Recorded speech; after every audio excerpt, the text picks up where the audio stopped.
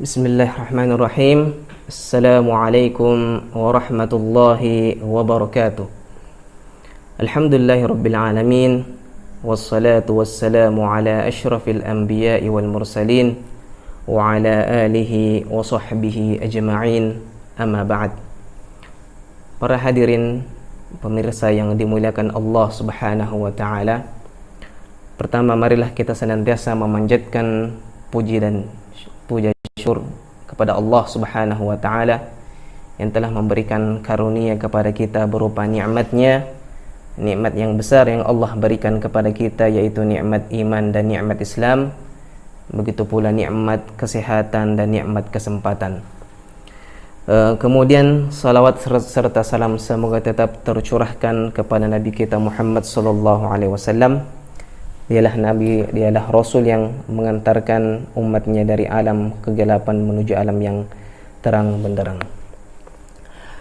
Para pemirsa yang dimuliakan Allah Subhanahu wa taala, pada kesempatan kali ini insyaallah kami akan membawakan sedikit ceramah atau kajian berkaitan tentang tafsir Al-Quran, dan kami akan membawakan tafsir diambil dari kitab tafsir Ibnu Katsir, karangan daripada Ibnu Katsir, dan kita akan membahas tafsir Ibnu Katsir mulai dari juz 30. Itu juz 30. Juz 30 itu dimulai dari juz Amma, yaitu suratun Naba, Amma yatasaalun. Tetapi suratun Naba ini agak panjang surahnya, jadi kita mulai yang pendek-pendek saja dahulu. Para ulama membagi surah mufassal, dan itu dimulai dari surat Ad-Duha, dan duha ke atas itu biasanya dibacakan pada saat salat maghrib. Itu berada pada surah nomor 93. Para pemirsa yang dimuliakan Allah, surah Ad-Duha terdiri dari 11 ayat. Para ulama sepakat bahwasanya surat Ad-Duha adalah surah Makkiyah, yaitu diturunkan sebelum hijrah Rasulullah ke Madinah. Perlu kita membedakan antara Makkiyah dan Madaniyah agar tidak salah paham, yaitu surah Makkiyah itu diturunkan sebelum hijrahnya Rasulullah ke Madinah. Meskipun itu turunnya bukan di Mekkah, ya, terkadang di Taif atau di tempat-tempat yang lainnya, yang jelas sebelum hijrahnya Rasulullah ke Madinah. Sebaliknya Madaniyah yaitu diturunkan setelah hijrahnya Rasulullah sallallahu alaihi wasallam, meskipun bukan turunnya di Madinah. Ini yang perlu kita luruskan. Para pemirsa yang dimuliakan Allah, surat Ad-Duha ini terdapat keterkaitan antara surah setelahnya, yaitu surah Asy-Syarh. Bahkan ada ulama yang mengatakan surat Ad-Duha dan Asy-Syarh ini adalah satu kesatuan atau satu surah. Tapi yang benar adalah mereka masing-masing surah yang berbeda. Karena apa? Karena dipisah dengan bacaan basmalah. Mengapa ada keterkaitan antara kedua surah ini? Karena kedua surah ini sama-sama membahas tentang kenikmatan yang Allah Subhanahu wa taala berikan kepada Rasulullah sallallahu alaihi wasallam. Adapun surat Ad-Duha ini Allah berikan nikmat berupa nikmat yang zahir atau yang nyata atau yang terlihat. Adapun surah Asy-Syarh itu lebih condong kepada nikmat maknawi.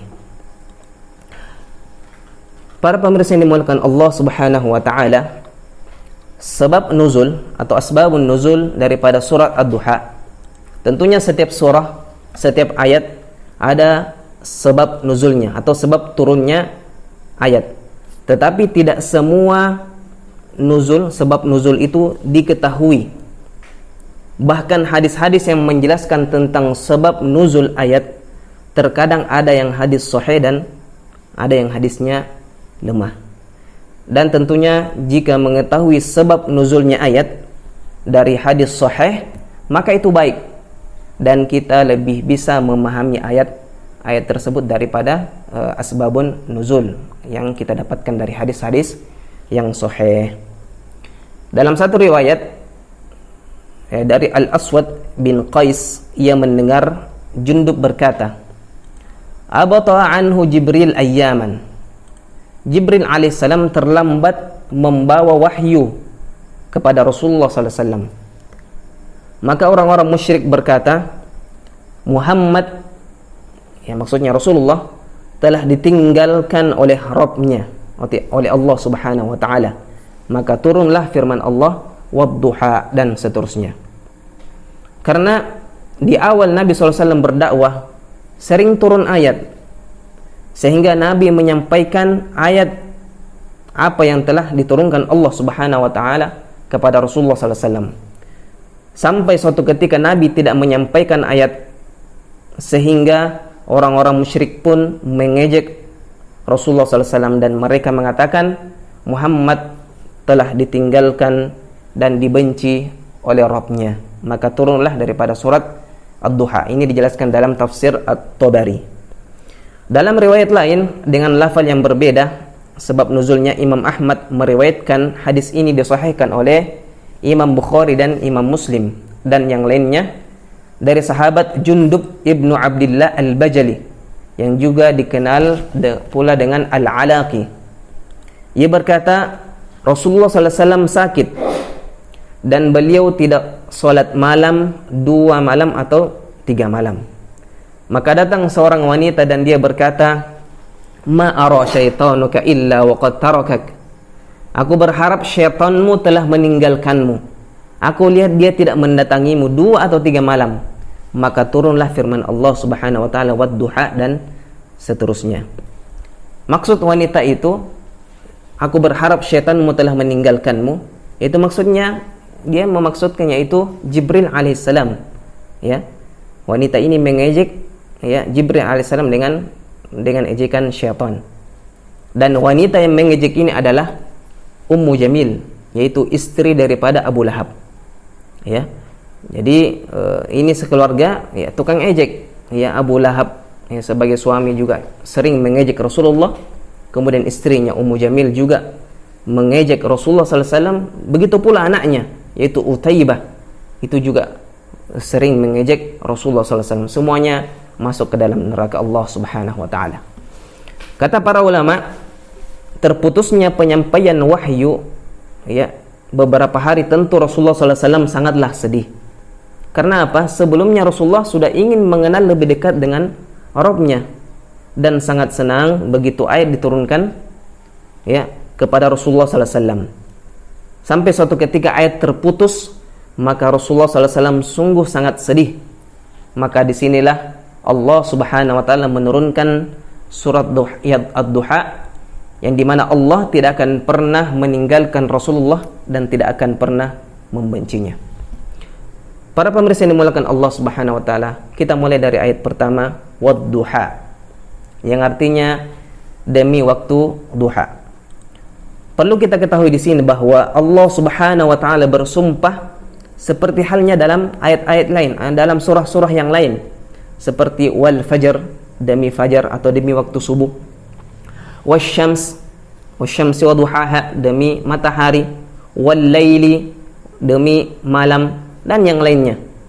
Waw di sini ya, dalam bahasa Arab dikatakan wawul qasam, di mana Allah bersumpah kepada makhluknya. Ini kata ulama berarti terdapat keutamaan khusus pada di mana Allah bersumpah kepada makhluknya, dan hanya Allah saja yang punya hak untuk bersumpah kepada makhluknya. Adapun kita diharamkan untuk bersumpah kecuali hanya kepada Allah Subhanahu wa ta'ala semata. Secara umum ada 2 pendapat di antara para ulama, dan perlu kita sampaikan kebanyakan khilaf atau perbedaan pendapat dalam tafsir itu adalah khilafun tanawwu', bukan khilaf tadad. Tanawwu' artinya khilaf atau perbedaan yang tidak bertentangan cara pandang yang berbeda, namun saling mendukung. Berbeda yang khilaf tadad, yaitu masalah khilaf fikih, yang sering terjadi pada khilaf fiqih. Asal dalam khilaf fiqih adalah khilaf tadad, yang saling bertentangan, saling kontradiksi. Yang satu bilang haram, satu bilang halal, yang satu bilang makruh, yang satu bilang sunnah, dan seterusnya. Contohnya misalkan khilaf tanawwu' dalam tafsir ihdinas siratal mustaqim, tunjukilah kami jalan yang lurus. Jalan lurus itu apa? Ada yang mengatakan Al-Quran, ada yang mengatakan sunnah Nabi, ada yang mengatakan jalan sahabat, ada yang mengatakan Islam, ada juga yang mengatakan syurga. Ini semua tidak bertentangan, tapi semuanya benar. Ini artinya khilaf tanawwu'. Namun biasa para ulama tentu tetap mencari tafsir yang lebih condong kepada kebenaran atau lebih kuat dari segi pendalilannya. Jadi ad-duha, ada ulama yang mengatakan adalah masuknya waktu duha, yaitu kira-kira 15 menit setelah matahari terbit, itu awal dari waktu duha, dan berakhir 15 menit sebelum matahari tergelincir atau waktu azan duhur. Jadi selama itu kita boleh salat duha.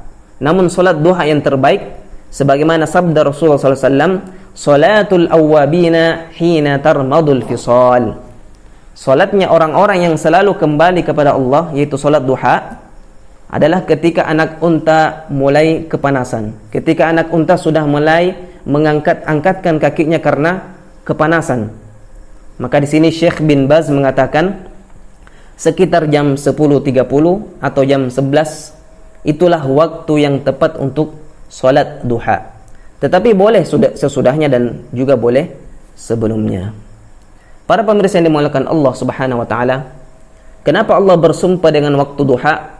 Yaitu di antara para ulama mengatakan di mana Allah memuji hambanya yang beribadah kepada Allah di waktu duha, di mana para hambanya waktu-waktu seperti itu biasanya lagi sibuk dalam aktivitasnya, maka perlu kita luangkan waktu kita meskipun hanya 2 rakaat.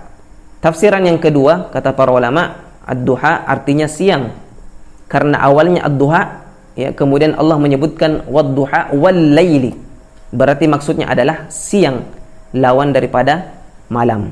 Tapi yang pertama yang lebih banyak mayoritas ulama tafsir, ulama mufassirin merojehkan atau mensahihkan yang makna yang pertama.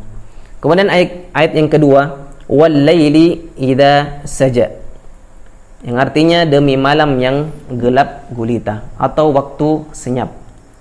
Mengapa juga Allah bersumpah dengan waktu malam? Karena Allah juga memuji hambanya yang bangun pada waktu malam untuk mendekatkan diri kepada Allah Subhanahu wa taala, di mana waktu itu seseorang lagi nyenyak-nyenyaknya tidur.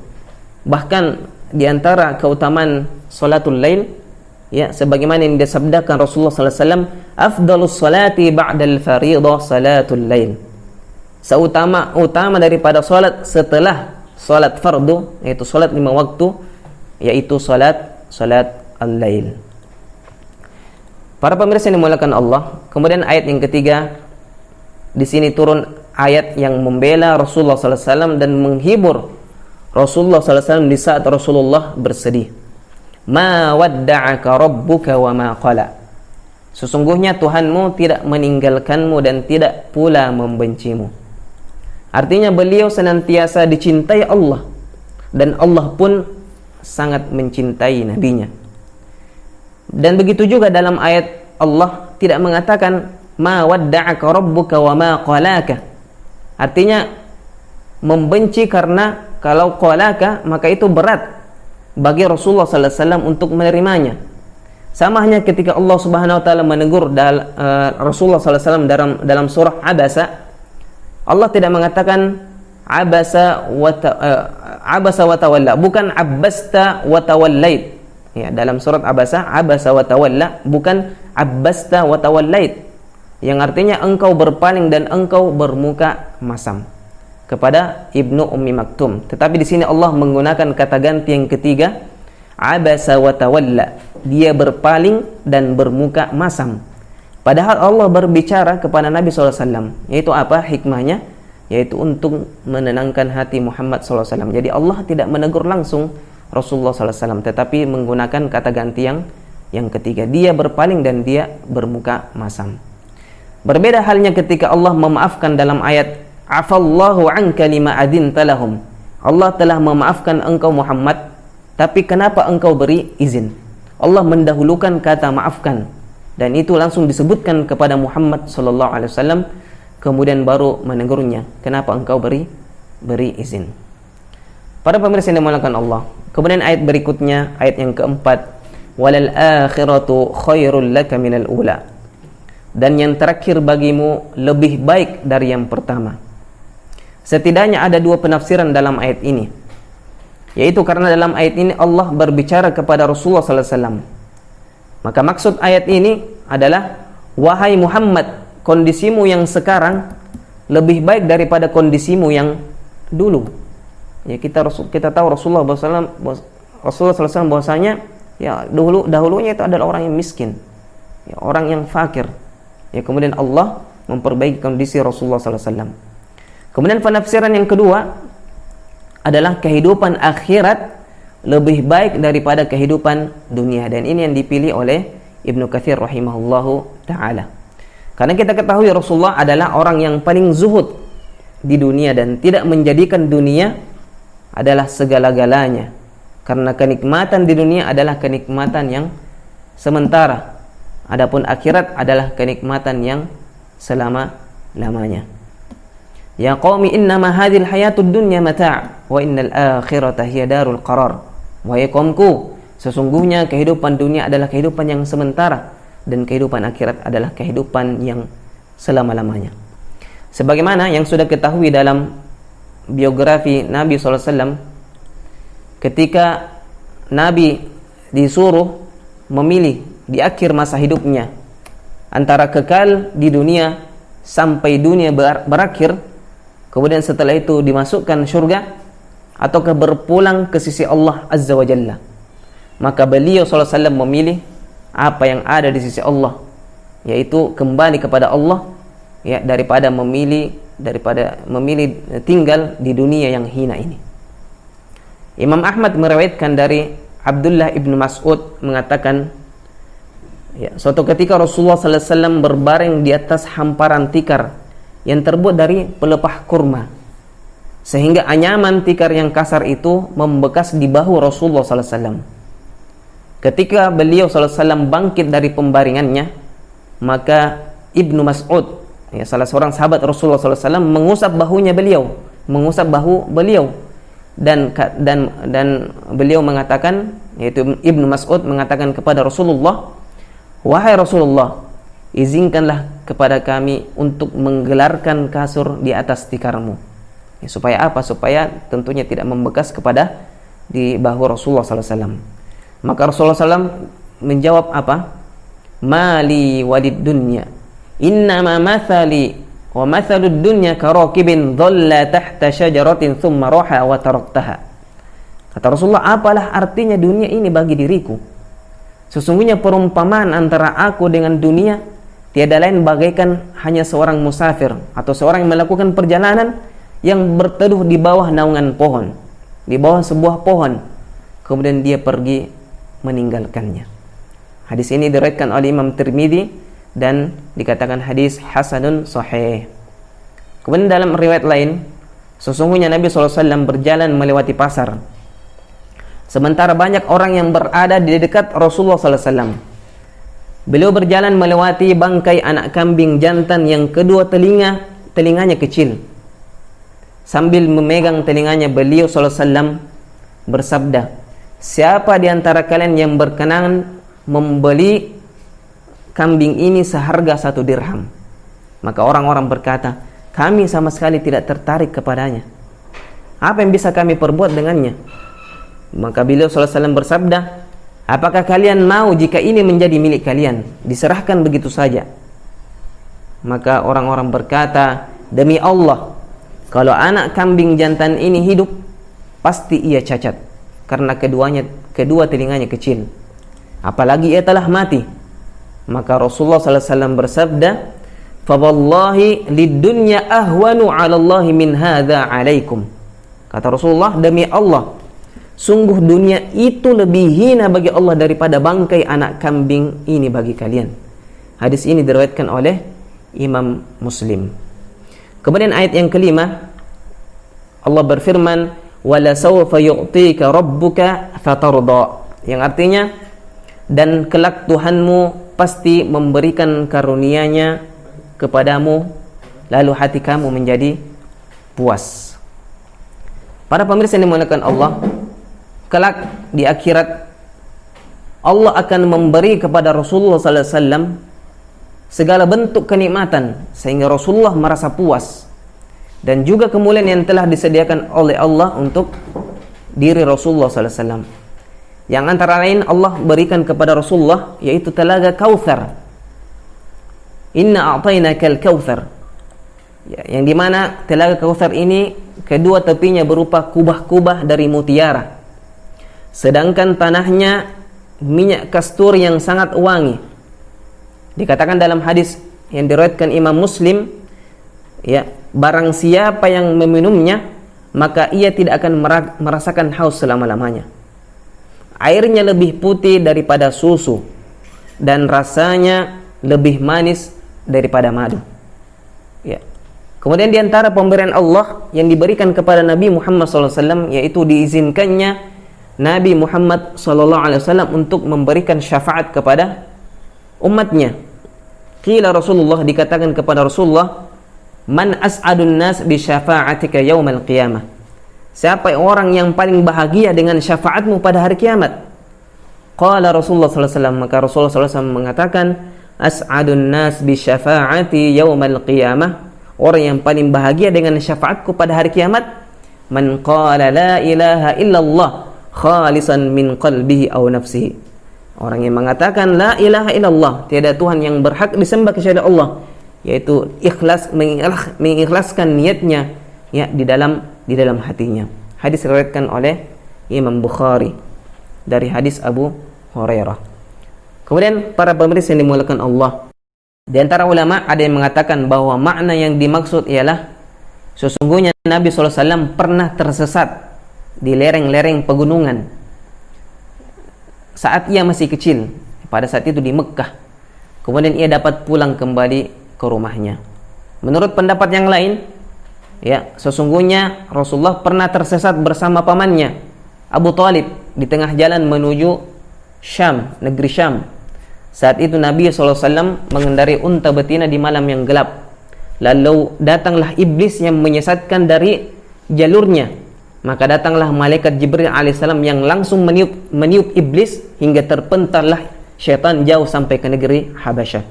Kemudian Jibril meluruskan kembali kendaraan Rasulullah SAW ke jalur yang dituju, ya. Dan ini kedua riwayat ini diriwayatkan oleh Imam Al-Baghawi.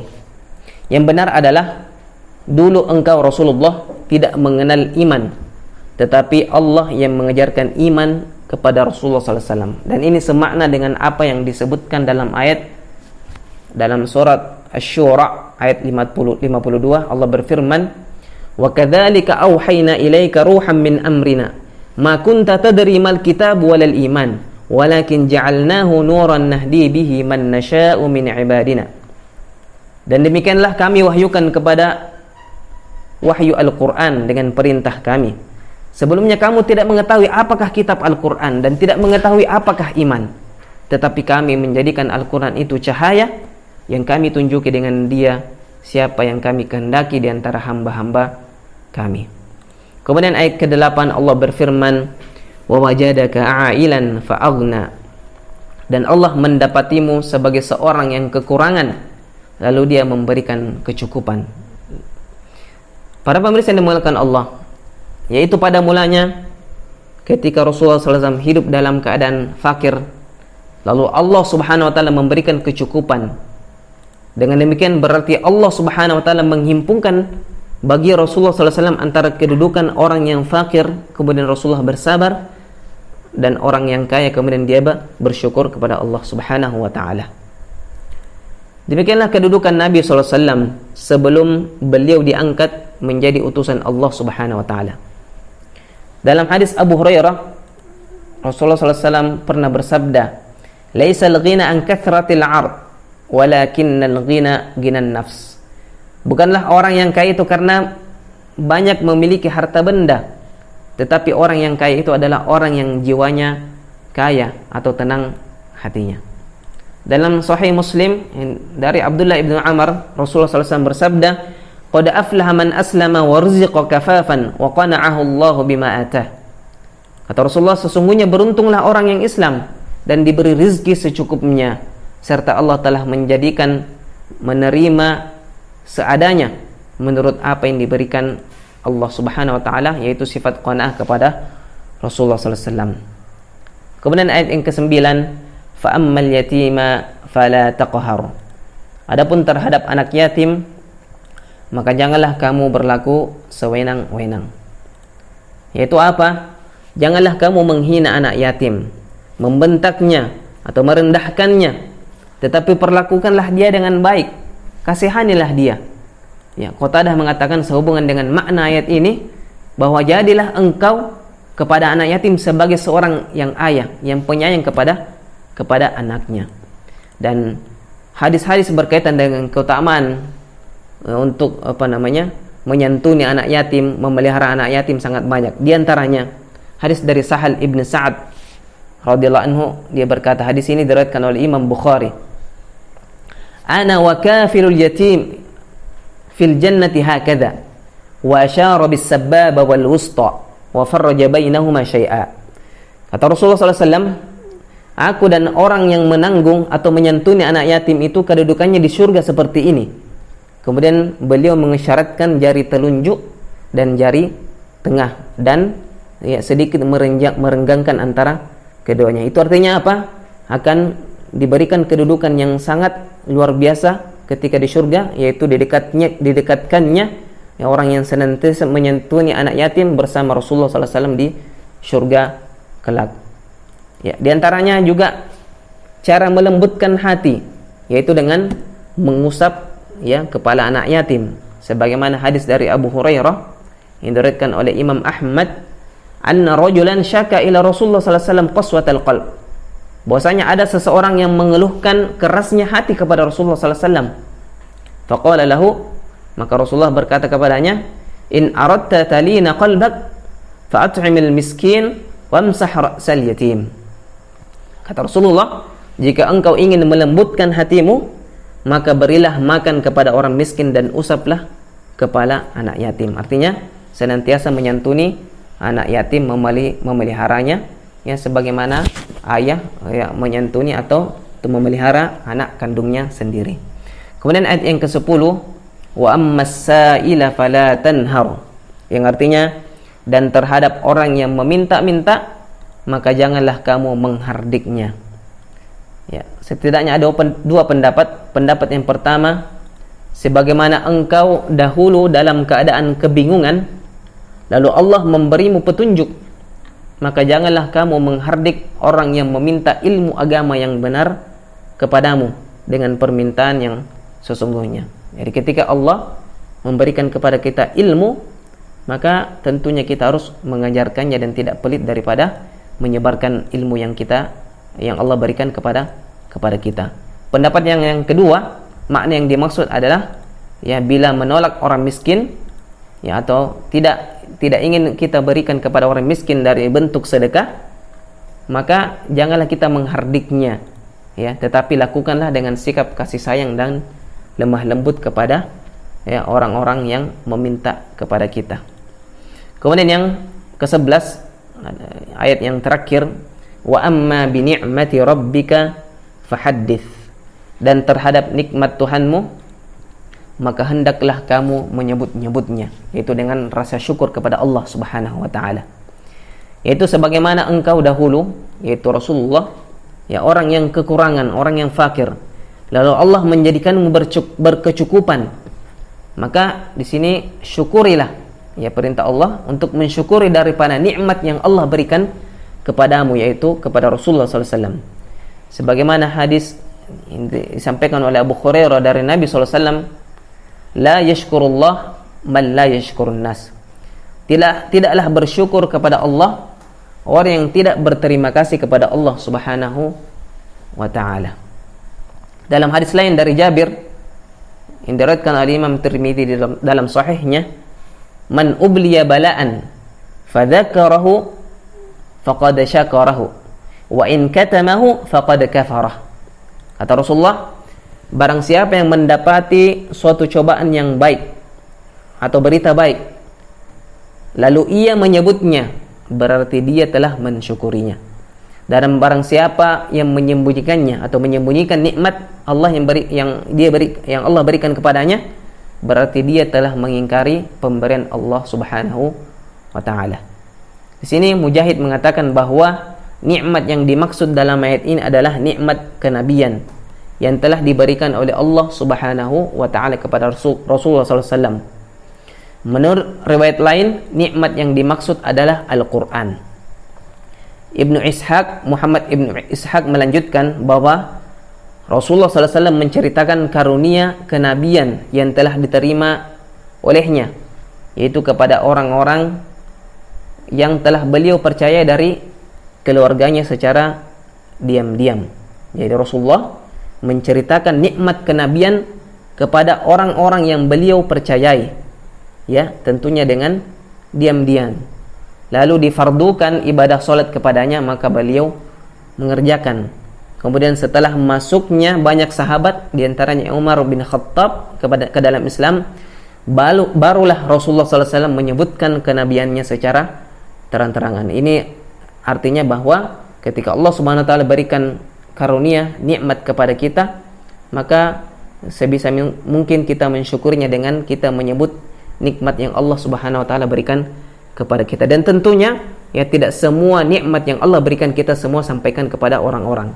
Tentunya ya, nikmat-nikmat yang ya, tertentu saja yang kita sampaikan, itu pun kepada orang-orang yang kita percayai. Kenapa? Karena jangan sampai apa yang kita ceritakan nikmat kepada orang itu membuat orang-orang itu ada rasa hasad, dengki kepada kita. Ini yang kita hindari. Demikianlah apa yang kami sampaikan dalam tafsir surat Ad-Duha.